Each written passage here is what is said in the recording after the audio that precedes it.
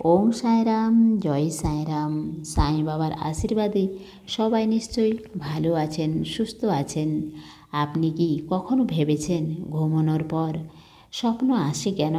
অনেক সময় আমাদের এত সুন্দর স্বপ্ন আসে, আর আমরা যখন ঘুম থেকে উঠি তখন অনেক খুশি হয়ে যায়।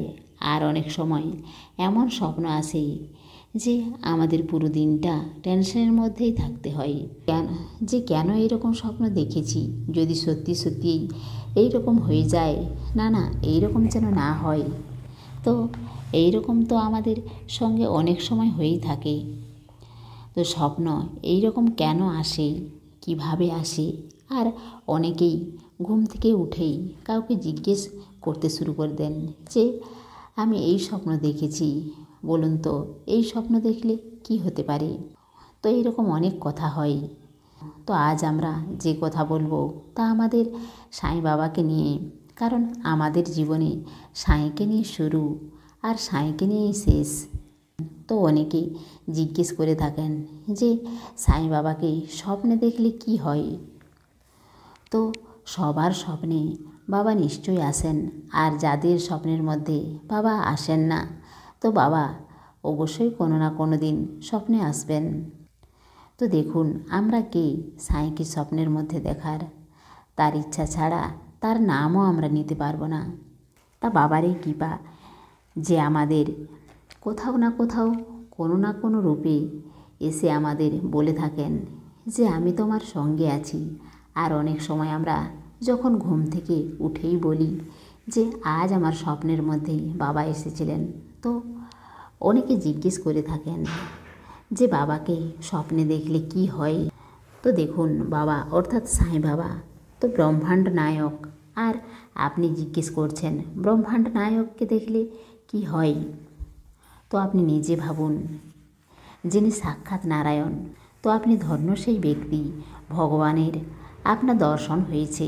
আপনি অনেক ভাগ্যবান যদি আপনি বাবাকে স্বপ্নে দেখেন। তো এটা কোনো ছোট কথা না, এটা অনেক ভালো কথা। কারণ লোক অপেক্ষা করে থাকেন যে প্রভু কমপক্ষে আমাকে স্বপ্নে তো দর্শন দিন। আর আপনি বাবাকে স্বপ্নে পেয়েছেন, কাউকে জিজ্ঞেস করার কোনো প্রয়োজন নেই। আপনি এটাই ভাববেন যে আপনি অনেক ভাগ্যবান যে আপনি স্বপ্নে বাবার দর্শন পেয়েছেন। সবার স্বপ্নে বাবা আসেন না। আবার অনেক লোক বলে থাকেন যে বাবা আমাকে স্বপ্নের মধ্যে এসে কিছু বলে গেছেন, আর আমি বুঝতেই পারিনি। তো দেখুন, ভগবানের কথা আমরা বুঝতে পারি না। এই রকম আমার সঙ্গেও হয়েছে, স্বপ্নে বাবা এসে কিছু বলেছেন আর আমার মনে থাকে না। তো আপনি ধৈর্য রাখুন, ভবিষ্যতেই বুঝতে পারবেন যে বাবা এসে আপনাকে কি বলতে চাইছেন, কি বলে গেলেন। তো বাবা নিজের ভক্তকে রক্ষা করার জন্য সব সময় আসেন। আমরা বলে থাকি ভগবান আমাদের সাথে নেই, ভগবান নেই। ভগবান এই রকম কখনো করেন না। যদি আপনার শ্রদ্ধা থাকে কি, তো সে কোথাও না কোথাও থেকে আমাদের কাছে এসে যান আর আমাদের সংকেত দেন যে তুমি এই রকম করো। অনেক সময় স্বপ্নে এসে ভক্তি মার্গের সংকেত দেন, এক নতুন জীবন দেওয়ার সংকেত করেন। আমাদের এটাই দেখাতে আসেন যে আমি তোমার সঙ্গে আছি। ভগবানের সংকেত প্রত্যেক জায়গায় পাওয়া যায়, বেশ আমাদের বুঝতে হবে কোথায়। এটাই সঠিক মার্গের উপর চলার জন্য আমাদের সব সময় সংকেত দিতে থাকেন। আর বাবার তো দুটি মন্ত্র, শ্রদ্ধা আর সবুরি অর্থাৎ ধৈর্য। দেখবেন কখনো কখনো এইরকমও হয়ে থাকে যখন আমরা কঠিন সমস্যার মধ্যে ঘিরে থাকি, সেই সমস্যা থেকে কিছুতেই বেরোতে পারছি না, আর সেই সময় হঠাৎ যদি বাবা স্বপ্নের মধ্যে আসেন, তো আমার মতে, আমার ভাবনায় যে বাবা আপনাকে কিছু বলতে চাইছেন, বাবা সংকেত দিচ্ছেন যে ধৈর্য রাখো, সব কিছু ঠিক হয়ে যাবে।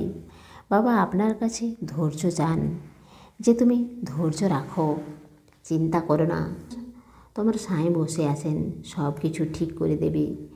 তো সেই সময় ধৈর্য রাখতে হবে, চিন্তা করার কোনো প্রয়োজন নেই। সেই সময় বাবা স্বপ্নের মধ্যে আসলে সেটা তো অনেক শুভ সংকেত।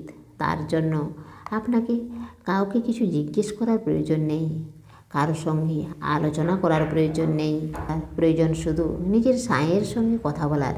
তাকে ধন্যবাদ জানাতে হবে যে বাবা, আমার স্বপ্নে আসার জন্য আপনাকে অনেক অনেক ধন্যবাদ। এই রকমই সবসময় আমার স্বপ্নের মধ্যে আসতে থাকবেন আর সবসময় সঠিক মার্গদর্শন দিতে থাকবেন, যাতে আমি কোনো পরিস্থিতিতেই রাস্তা না হারিয়ে ফেলি। তো স্বপ্নের মধ্যে বাবা আসলে বিচলিত হবেন না।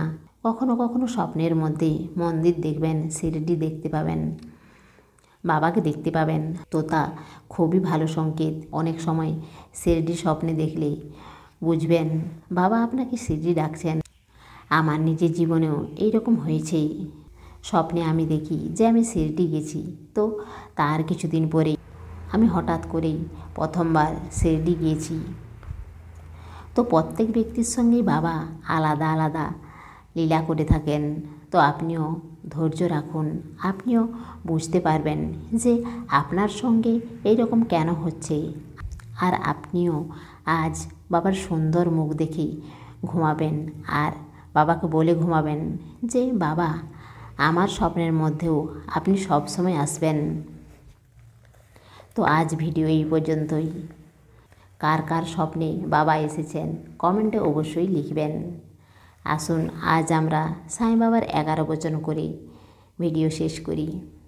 শিরডির ভূমিতে যে দেই পা, বিপদ দুঃখ অনায়াসেই দূর হয় তার। সমাধি সিঁড়ি চড়ে সে দুঃখের পিঁড়ি পায়ের তলায় ঠেলে। দেহ ত্যাগ করে চলে গেলেও আসবো ছুটে ভক্তের ডাক শুনে। মনে ধারণ করো এই দৃঢ় বিশ্বাস, সমাধি পূরণ করে সব অভিলাষ। সর্বদা আমায় জীবিতই যেন অনুভব করো সত্যকে যেন। আমার স্মরণে এসে খালি হাতে ফিরে গেছি, এমন যদি কেউ থাকে জানাও আমাকে।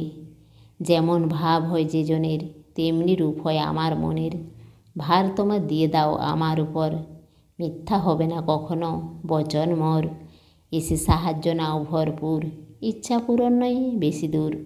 কায় মনোবাক্যে যে শুধু আমার, হয়ে থাকি আমি চিরঋণী তার। ধন্য ধন্য সেই ভক্ত অনন্য, আমি ছাড়া যার নেই কেউ অন্য। ওম অনন্ত কোটি ব্রহ্মাণ্ড নায়ক, রাজাধিরাজ যোগীরাজ পরম ব্রহ্ম সচিদানন্দ সমর্থ সদ্গুরু সাইনাথ মহারাজ কি জয়।